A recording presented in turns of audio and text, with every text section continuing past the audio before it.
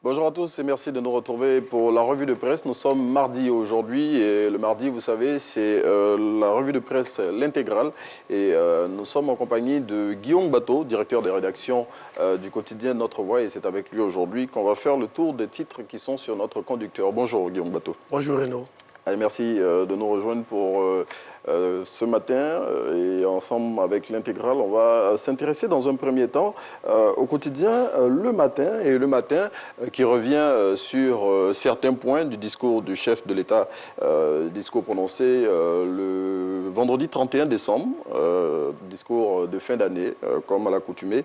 Et au cours de ce message à la nation, le chef de l'État, bien évidemment, est revenu sur certaines grandes lignes de son programme de gouvernement. Et il a parlé notamment des infrastructures et il a évoqué les ponts et autres infrastructures routières qui seront mises en route pour cette année 2022 et ceux qui sont déjà entamés qui seront achevés. Oui, d'abord, globalement, il faut dire que le discours de l'État, en plus des infrastructures, a fait un peu le point de son action quasiment depuis 2011, arrivé au pouvoir. Le président de la République est revenu sur ces grands chantiers et il a dit ses satisfactions, aussi ses insatisfactions sur le sujet. Sur la question des infrastructures, effectivement, il a annoncé la fin des grands travaux dans le Grand Abidjan. On va parler du 4e pont de Yopougon. Il y a aussi des échangeurs qui sont prévus dans la ville d'Abidjan. Il y a beaucoup de choses. Aujourd'hui, il y a beaucoup d'embouteillages dus à ces grands chantiers. Et le chef de l'État a essayé de rassurer ses compatriotes pour dire que ces travaux seront faits pour soulager les Abidjanais. On se satisfait de ce discours.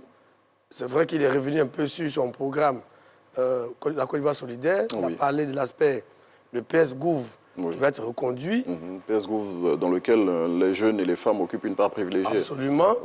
On espère vraiment que tout ça va se traduire dans les faits très rapidement. C'est vrai que le président de la République a fait un bilan satisfaisant de son point de vue, mais lui-même il a reconnu que les Ivoiriens attendent un peu plus de partage des richesses et que ces infrastructures sont vraiment attendues. Quand on regarde les délais qui avaient été annoncés, on comprend. Il y a eu la pandémie, la ralenti ses répercussions. Ces projets.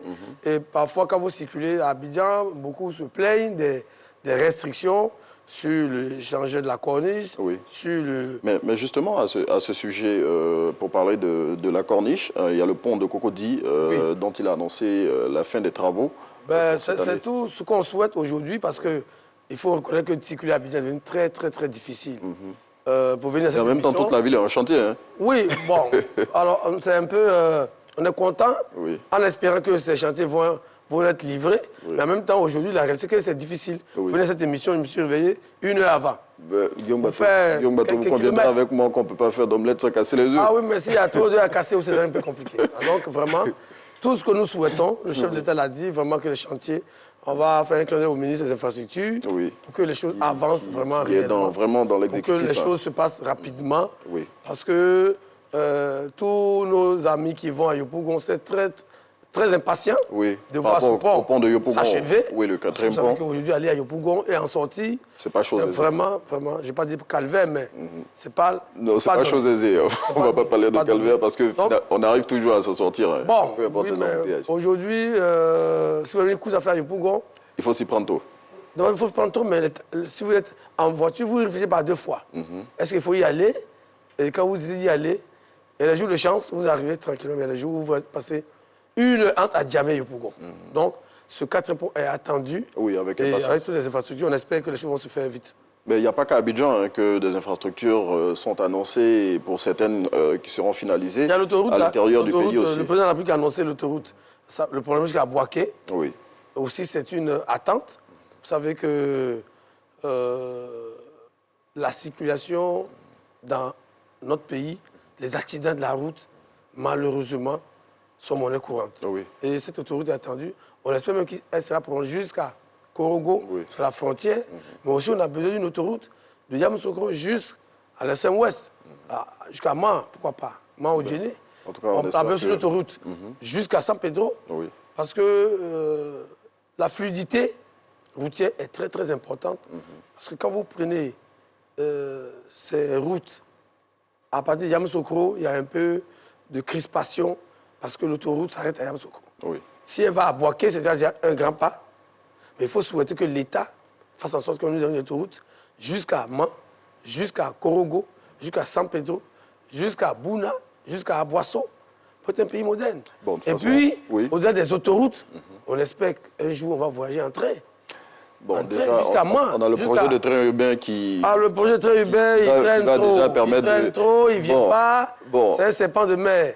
On nous l'a annoncé. Ça, depuis- c'est ce que vous dites. Moi, ça sinon, n'engage que moi. sinon, oui, Guillaume Bateau. On coupe sa tête et ça ne vient pas. Nous, on est curieux de voir à quoi ressembler, mais je pense qu'il nous faut des trains en Bon. Côte d'Ivoire. On ne va pas présumer de ce que le gouvernement ne fera pas ou ne veut pas faire. En tout cas, Non, le je chef veux de pas dire l'État, qu'il ne peut pas faire. Moi, le chef de l'État, j'encourage oui. Le président de la République, le président de la République doit faire plus. Nous attendons toujours plus de lui. Bien évidemment. Parce que ce pays mérite quand même mieux que ce que nous vivons. Vous avez vu tous les accidents sur la route. Mais déjà aussi, les accidents aussi, c'est pas seulement du fait des infrastructures. Il faut noter l'incivisme, Ah oui, mais l'incivisme aussi l'incivisme- des automobilistes. Oui, ça, je suis tout à fait d'accord avec vous. Nos automobilistes doivent faire attention. Doivent se rendre compte qu'ils ont des pères de famille, des mères de famille, des espoirs des familles. Et notre confrère Adama Bakayoko, que je veux saluer ici, a été victime de l'accident Oui. de la SBTA à Soubré. Oui, heureusement. Il a raconté un peu. On est sorti. Il est sorti, heureusement. vraiment. Bonne année à toi, Adama Bakayoko. Mais ça a été vraiment une frayeur pour nous tous. Donc vraiment, il faut que les gens fassent attention. Mais en tout cas, on va souhaiter que les annonces faites par le chef de l'État véritablement avancent pour qu'on puisse avoir des infrastructures dignes de ce nom-là. Abidjan, il a promis et on en est certain. On l'espère. On y arrivera. Eh bien, on s'intéresse au nouveau réveil, Guillaume Bateau, qui parle du dialogue politique qui a été lancé pour sa 5e phase le 16 décembre dernier et qui, malheureusement, on le dira ainsi, n'a pas repris depuis. Oui, il n'a pas repris. Bon, j'ai lu mes confrères du Nouveau Réveil. Je trouve qu'ils sont un peu alarmistes. OK. Le gouvernement va indiquer des dates pour que les partis politiques, c'est juste 48 heures.